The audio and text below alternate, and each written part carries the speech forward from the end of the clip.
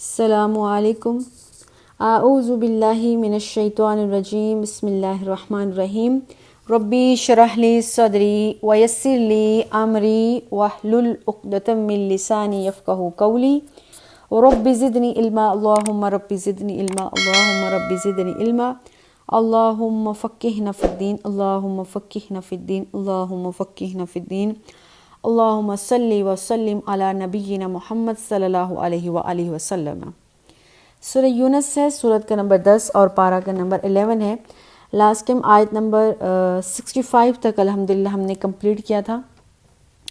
اب جو ہے نا 66 نمبر آیت سے شروع کرتے ہیں. بسم اللہ الرحمن الرحیم. الا سن لو، دھیان سے سن لو. الا کا مطلب ہوتا ہے خبردار، دھیان سے سن لو. ان للہ من فی السماوات ومن فی الارض.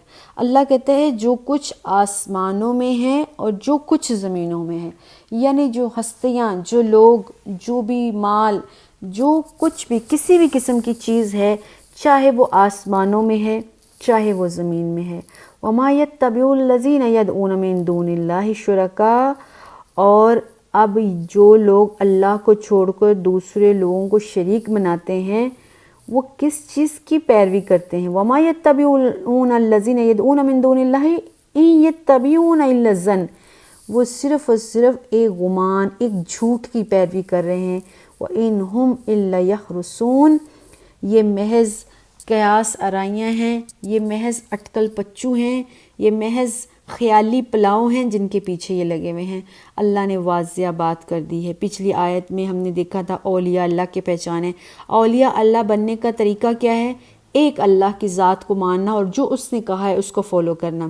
یہاں پر اللہ تعالیٰ کہہ رہے ہیں جو اولیاء اللہ نہیں ہیں، جو جہنمی ہیں، جو مشرک ہیں، جو کافر ہیں، یہ کافر لوگ جو ہے وہ اللہ کو چھوڑ کر چاہے وہ کچھ بھی ہے اس کی اتباع کرتے ہیں. اور جس کو یہ فالو کر رہے ہیں نا دراصل وہ چیزیں اللہ نے نازل نہیں کی ہیں. اللہ نے ان کو کہہ کے نہیں بھیجا تھا کہ یہ وہ چیزیں ہیں، یہ وہ دیوی دیوتا ہیں، یہ وہ سورج چاند ستارے ہیں. جس چیز کی بھی مشرک یا کافر عبادت کرتے ہیں، پرستش کرتے ہیں، اللہ کے علاوہ کسی بھی چیز سے وہ مانگتے ہیں، دعائیں کرتے ہیں، پکارتے ہیں، وہ اللہ کہہ رہے ہیں ان کا کوئی اصل حقیقت نہیں. دراصل ان کے اپنے خیالات ہیں.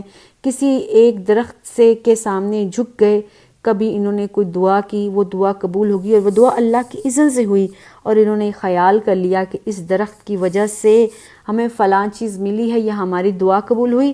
نیکسٹ ہمیشہ اسی درخت کے سامنے جا کے جھکنا شروع کر دیا، اس سے دعا کروانا شروع کر دیا، اس کو اپنا دیوی دیوتا مانگ لیا. اسی طرح کبھی سورج کے سامنے جھکنا شروع کر دیا، کبھی ستاروں کے سامنے شروع کر دیا. یہ صرف ان کے اپنے خیالی باتیں تھیں. ایسی توہمات اگر کوئی معاشرہ، کوئی لوگ، کوئی فرد کرتے ہیں، اللہ کے نزدیک چاہے وہ کتنے پڑھے لکھے ہیں، عقل مند ہیں، ان کا کوئی مقام اور مرتبہ نہیں ہے. تو اللہ کہہ رہے ہیں آسمان اور زمین میں جو کچھ بھی ہے سب اللہ کا ہے، اللہ ہی کی پیروی کرتا ہے. ایک انسان ایسا ہے جو اپنی منمانی کر جاتا ہے، اپنی عقل لڑا جاتا ہے، اور وہ جب اپنی منمانی کرتا ہے نا تو وہ صرف اور صرف اس وقت اپنے خیالی باتوں کو ہی فالو کر رہا ہوتا ہے. محض اس کا اپنا ایک فلسفہ ہوتا ہے، اپنے گمان ہوتا ہے. اس کے پاس کوئی حتمی، کوئی علمی ٹھوس دلائل نہیں ہوتے ہیں. اور یہ کفار مکہ ہی کو اللہ تعالیٰ اشارہ کر کے ایڈریس کر کے بتا رہے ہیں. کفار مکہ کا یہی حال تھا. انہوں نے اپنے بزرگ، جو بڑے نیک بزرگ اس دنیا سے چلے گئے تھے، ان کے بت بنا کے رکھ لیے تھے، اور شروع میں رسپیکٹفلی ان کو وہ سلام کرتے تھے، مارننگ میں اٹھ کے گریٹنگ دیتے تھے. بعد میں انہوں نے پوجنا شروع کر دیا. شاید ان کو پوجنے سے ہمارے یہ مسائل حل ہو رہے ہیں، اور اس طرح کرتے کرتے کبھی وہ دیوی دیوتا کو مانتے تھے، کبھی وہ سورج چاند ستاروں کی پوجا شروع کر دیتے تھے، کبھی کسی درخت کی پوجا شروع کر دیتے تھے. جس طرف ان کو کوئی فائدہ نظر آیا اس طرف ہی وہ جانا شروع کر دیتے تھے. اور یہ ہر ایک بات ان کے کسی تجربے سے یا ان کے کسی خیالی بات سے اس چیز کا تعلق ہوتا، جبکہ اللہ نے ان کو کوئی علم دے کر نہیں بھیجا تھا. اگر آج کا انسان بھی اس قسم کی حرکت کرتا ہے، یہ پڑھا ہوا معاشرہ بھی ایسی حرکت کرتا ہے، اور اس میں ان پڑھ اور مشرک اور جاہل قوم کے سارے اثرات پائے جاتے ہیں، اس کی اس تعلیم کا، علم کا اس کے اوپر کوئی رنگ نہیں اس کا مطلب چڑھا ہے۔ آیت نمبر 67 ہے هو الذی جعل لکم اللیل تسکنوا فیہ۔ اللہ کہتے ہیں ذرا غور تو کرو اس بات پر، یہ جو تمہارے دیوی دیوتا ہیں کیا وہ سب کر سکتے ہیں جو اللہ کرتا ہے؟ اللہ کیا کرتا ہے؟ اللہ وہ ہے جس نے تمہارے لیے رات بنائی، تم اس رات میں آرام کرتے ہو۔ یہ جو سورج ہے جس کی تم پرستش کرتے ہو، جس سے مانگتے ہو، کسی دن تمہارا دن میں بھی سونے کا دل کرتا ہے، تم نہیں چاہتے ہو کہ دن چڑھے، میں ڈسٹرب ہوں، اس سورج کو حکم دو کہ پیچھے چلے جاؤ، واپس چلے جاؤ، تو کیا پیچھے جائے گا؟ نہیں، یہ اللہ کے حکم کا غلام ہے۔ تم اس کے سامنے جھک جاؤ، گڑ گڑا جاؤ، آج ضرور نکلو، رات کو بھی نکلو، مجھے 24 گھنٹے کام کرنا ہے، تو کیا کبھی نکلے گا؟ نہیں نکلے گا۔ تو اللہ کہہ رہا ہے یہ سارے سورج چاند ستارے اللہ کو فالو کر رہے ہیں، اللہ کے حکم کو مان رہے ہیں۔ وہ اللہ جس نے رات بنائی تاکہ تم اس میں آرام کر سکو، وَالنَّهَارَ مُبْصِرًا، اللہ تعالیٰ نے دن کو روشن بنایا تاکہ تم اس میں کام کاج کر سکو۔ إِنَّ فِي ذَلِكَ لَآيَاتٍ لِقَوْمٍ يَسْمَعُونَ، اللہ کہتا ہے جو سچی بات کو سننے کا رکھتے ہیں، طاقت رکھتے ہیں، جو سچ اور حقیقت کو سن سکتے ہیں، جن میں کیپیسٹی ہے، ان کے لیے اللہ تعالیٰ نے اس میں نشانیاں رکھی ہیں، اور ان نشانیوں پر غور کرنے سے اصل حقیقت کا پتہ چل جاتا ہے۔ وہ اصل حقیقت کیا ہے؟ اللہ تعالیٰ مختار کل ہے، قادر مطلق ہے، مقتدر ہستی ہے، وہ حاجت روا مشکل کشا ہے، اس کی عبادت کے علاوہ دنیا میں اور کوئی عبادت کے لائق نہیں ہے۔ آیت نمبر آگے ہے 68، اللہ کہہ رہا ہے قالوا اتخذ اللہ ولدا سبحانہ هو الغنی۔ لوگ کیا کرتے ہیں؟ انہوں نے تو اللہ کی ہستی کو بھی نہیں چھوڑا، دیوی دیوتا کو، سورج چاند ستاروں کو اور درختوں کو اور پتھروں کو اپنا رب مان لیا ہے۔ اس کے علاوہ انہوں نے اللہ کی ذات کے اندر بھی تقسیم پیدا کر دی ہے۔ کافر کہتے ہیں اللہ نے بیٹا بنا لیا ہے، اللہ کا بیٹا ہے، اللہ نے بیٹا جنا ہے، نعوذ باللہ من ذالک، سبحانہ، اللہ ایسی باتوں سے پاک ہے، هو الغنی، اور اللہ بے نیاز ہے، اس کو کوئی پرواہ نہیں ہے، کوئی اس کو مانتا ہے نہیں مانتا ہے، کوئی اس کے آگے جھکتا ہے نہیں جھکتا ہے، کوئی اس کو رب کہتا ہے نہیں کہتا ہے۔ اللہ کو کسی کو اپنے کو کہلانے کی ضرورت نہیں ہے۔ وہ ایک بندہ بھی اس دنیا میں رب کو رب نہ مانے تو پھر بھی اللہ کی شان میں کوئی کمی نہیں آتی۔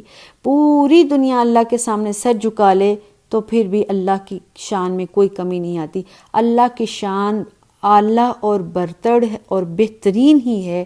جب پوری دنیا اللہ کے سامنے سر جھکاتا ہے، اللہ کی شان میں روز بروز اضافہ ضرور ہوتا ہے، لیکن اگر پوری دنیا اللہ کے خلاف ہو جائے، نعوذ باللہ، اور اللہ کے سامنے سر نہ جھکائے، اللہ کے خلاف کھڑی ہو جائے، تو اللہ کی شان میں ذرا بھی کمی نہیں آتی۔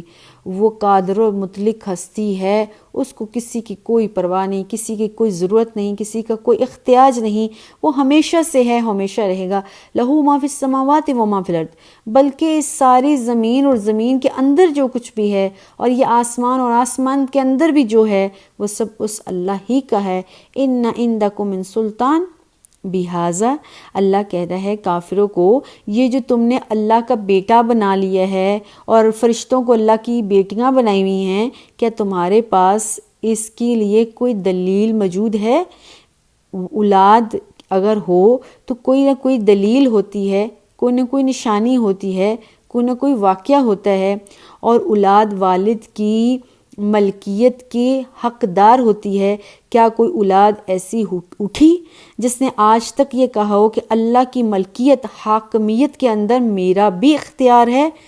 ام اتقولون علی اللہ ما لا تعلمون، اللہ کہہ رہا ہے پھر تو تم اللہ کے ذمے وہ الزام لگا رہے ہو جو اللہ کے لائق بات ہے ہی نہیں۔ قل ان للذین یفترون علی اللہ الکذب لا یفلحون، اللہ کہتا ہے پھر جو اللہ کے خلاف اس قسم کی پلاننگ کرتے ہیں، اللہ کے خلاف پروپیگنڈا کرتے ہیں، اللہ کے نام وہ باتیں لگاتے ہیں جس کا تعلق اللہ سے ہے ہی نہیں، ایسے لوگ کبھی فلاح نہیں پائیں گے، کبھی کامیاب نہیں ہوں گے۔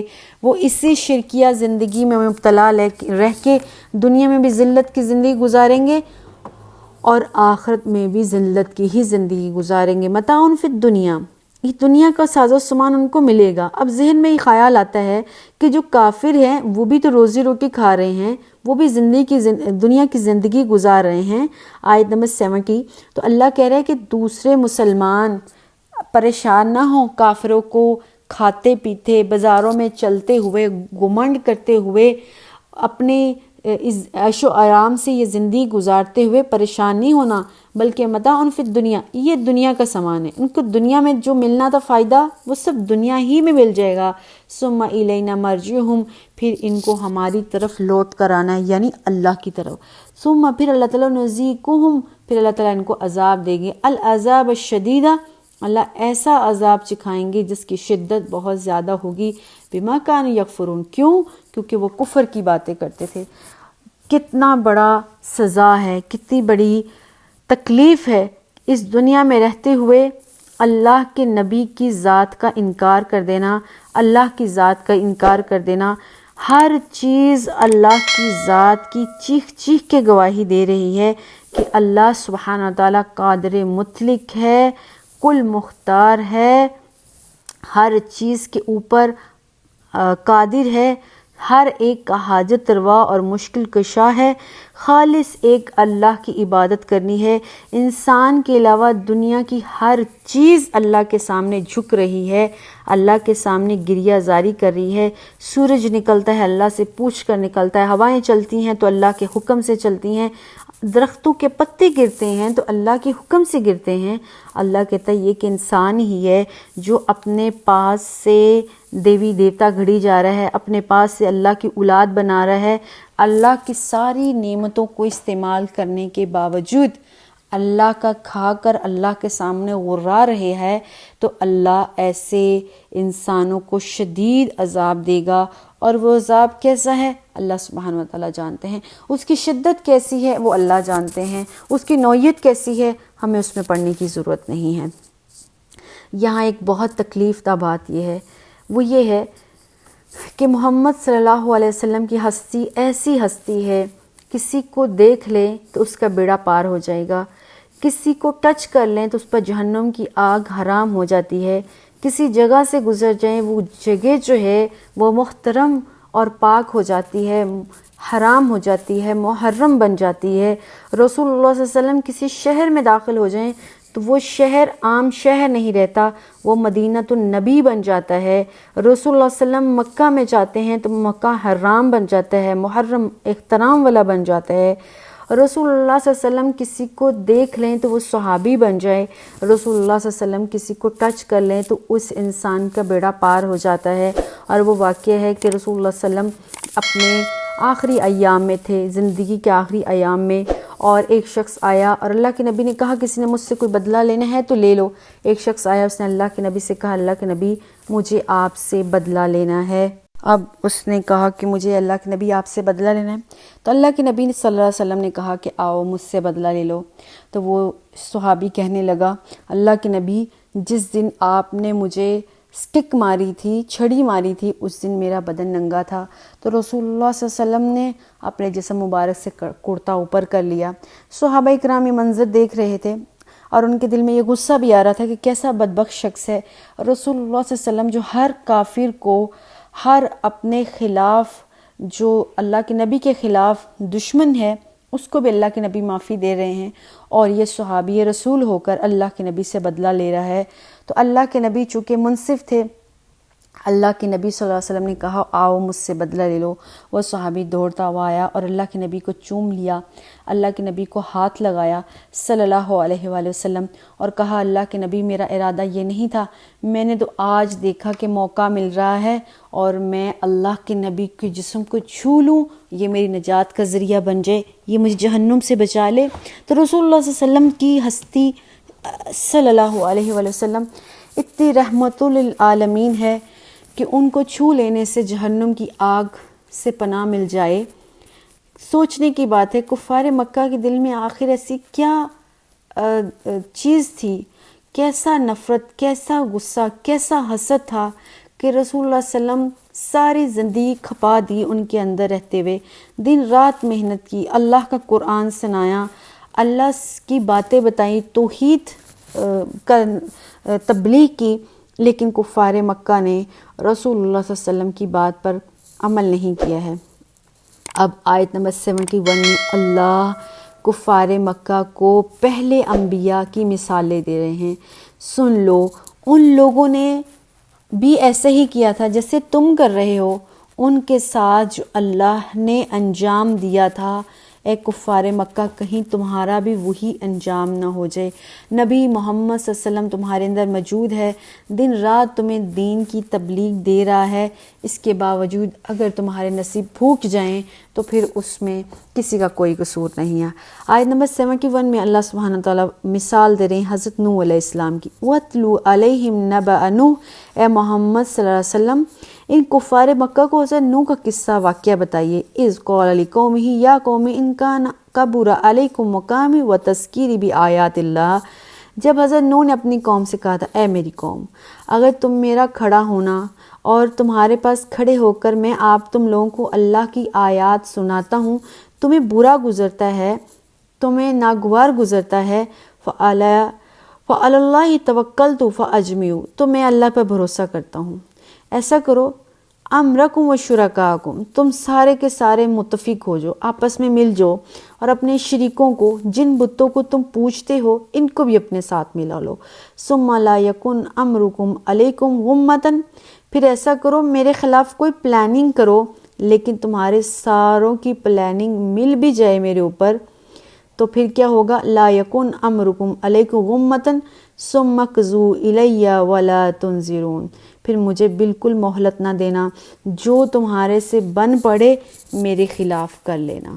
فَإِن تَوَلَّيْتُمْ فَمَا سَأَلْتُكُم مِّنْ أَجْرٍ، اور پھر ایسا ہے اگر میں تمہیں نصیحت کرتا ہوں، میں اس نصیحت کرنے کے بدلے میرا تم سے کوئی پیسہ مانگنا، کوئی اجرت نہیں مانگ رہا ہوں، میں تم سے کوئی پیسہ نہیں مانگ رہا ہوں، میں جو تبلیغ کر رہا ہوں، حضرت نوح علیہ السلام اپنی قوم سے کہہ رہے ہیں میں یہ جو تبلیغ کر رہا ہوں، یہ تبلیغ صرف اللہ کے حکم کی وجہ سے کر رہا ہوں۔ ان اجریہ الا اللہ، میرا اجر صرف اللہ ہی کے پاس ہے۔ وَأُمِرْتُ أَنْ أَكُونَ مِنَ الْمُسْلِمِينَ، اللہ نے مجھے یہی حکم دیا ہے کہ میں اللہ کا فرما بردار بن کے رہ جاؤں۔ اب اللہ سبحانہ وتعالیٰ اس آیت 71 میں کفار مکہ کو، مشرکین مکہ کو حضرت نوح علیہ السلام کی مثال بیان کر رہے ہیں۔ جس طرح حضرت نوح علیہ السلام نے اپنی قوم کی دھمکیوں کو برداشت کیا تھا، قوم کے پاس حضرت نوح علیہ السلام نے اپنی ایک زندگی گزاری اور ان کو دین کی تبلیغ کی، لیکن اس قوم نے نبی نوح علیہ السلام کی بات کو نہیں مانا، اپنے انہی دیوی دیوتاؤں کو پیچھے لگے رہے اور حضرت نوح علیہ السلام کے خلاف پلاننگ کر لی، اور حضرت نوح یہ بات ساری دیکھ بھی رہے تھے، اور انہوں نے اللہ پر بھروسہ رکھتے ہوئے اپنی قوم کو کہا تم میرے خلاف جو بھی پلاننگ کرنا چاہتے ہو، میرے خلاف جو بھی تم سازش کرنا چاہتے ہو، تم خود اور تمہارے معبود سب مل کر جو کچھ بھی میرا بگاڑنا چاہتے ہو بگاڑ لو، مجھے بالکل بھی مہلت مت دینا، میں اللہ پر توکل کرتا ہوں، اللہ پر بھروسہ رکھنے کے سوا اور میں کچھ بھی نہیں کرتا ہوں، میں تم سے جو تبلیغ کر رہا ہوں، تم کو کوئی سمجھا رہا ہوں، اسلامی خدمات کر رہا ہوں، اس تبلیغ کی میں اجرت نہیں لے رہا ہوں، اس کا اجر اللہ کے پاس ہے، اس کی تنہا اللہ کے پاس ہے۔ حضرت نوح کیا کہہ رہے ہیں؟ میرا طمع اور میرا لالچ صرف یہی ہے، میں اللہ کا نوکر بن کے تمہاری تبلیغ کر رہا ہوں کہ میں بھی اللہ کے سامنے جب پیش ہوں تو مومن اور مسلمان کی حالت میں پیش ہوں، اور جب تم بھی اللہ کے سامنے آؤ تو تم بھی اللہ کے حکم کے پابند اور فرما بردار ہو کے آؤ۔ یہی سیم میسیج رسول اللہ صلی اللہ علیہ وسلم نے کفار مکہ کو دیا ہے۔ اسی لیے اللہ سبحانہ وتعالی حضرت نوح علیہ السلام کی مثال بیان کر رہے ہیں۔ نوح علیہ السلام نے جس طرح سے بگڑی ہوئی قوم کو کفر و شرک سے، ظلم سے، عداوت سے باہر نکالنے کی کوشش کی، سیم اسی طرح رسول اللہ صلی اللہ علیہ وسلم نے بھی کیا۔ نوح علیہ السلام کی قوم نے بھی اپنے نبی کی بات کو نہیں مانا، بلکہ نبی کے خلاف پلاننگ کی، سازشیں کی۔